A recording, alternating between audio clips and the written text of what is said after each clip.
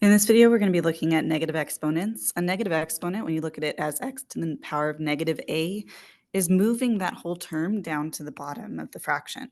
So right now, that x to the negative a is over 1. So when I apply that negative exponent to the x, that'll move it down to the bottom to make it positive, leaving me with a 1 on the numerator and then x to the positive a on the denominator. So it's the same idea with number 1. This is over 1. So if I move the whole term that's being raised to the power of the negative exponent down to the bottom, down to the denominator, that becomes 1 over x to the power of 5. The thing to look out for is what is that negative exponent affecting? This negative exponent is only affecting the m to the power to negative 2, not the 3.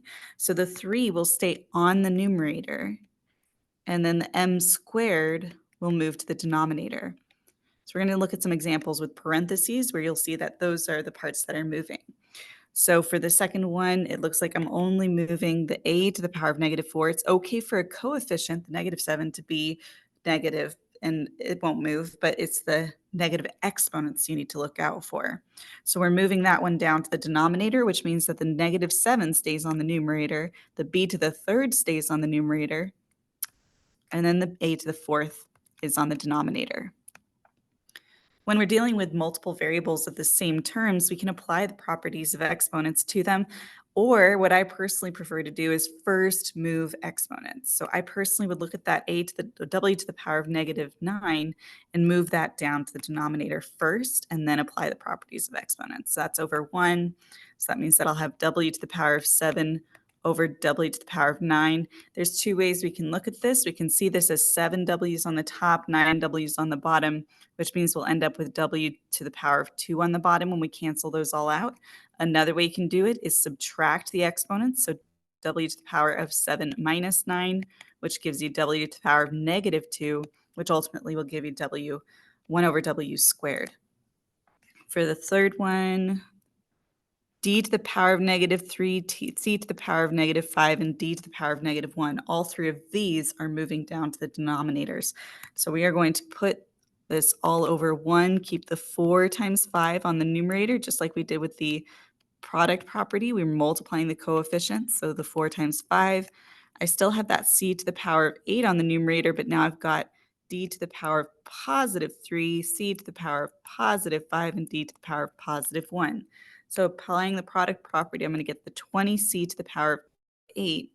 Well, actually, that's c to the power of, so 20c to the power of 8 minus 5 on the numerator.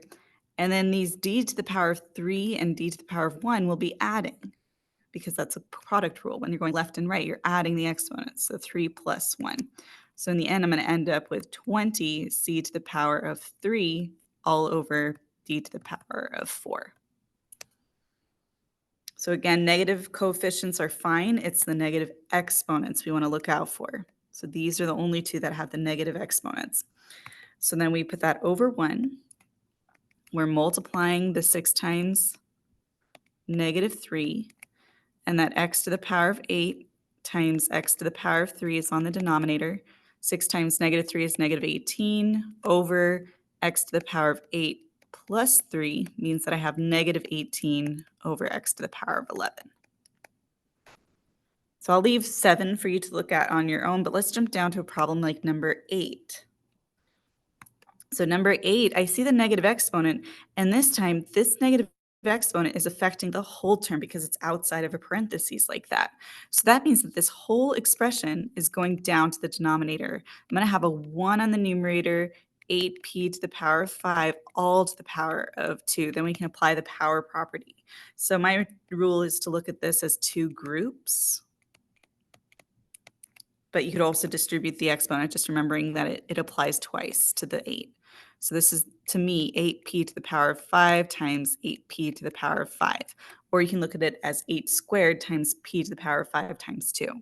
So this becomes 1 over 8 times 8 is 64. P to the power of 5 plus 5 is 10. So actually, let me write that out just so that we can see our work. 8 times 8 and p to the power of 5 plus 5. So this one is the same thing, number 9, because we see that negative exponent is playing the whole thing. So I'll skip number 9, but let's jump down to number 10 because I see a double exponent in there. So once again, that negative exponent is affecting the whole thing. So I know for sure I'm going to have a 1 over 3rs to the power of negative 3 all to the power of positive 4 when I move it down to the denominator. That negative 3 on the inside does not get affected. It's just that negative 4 on the outside that's affected.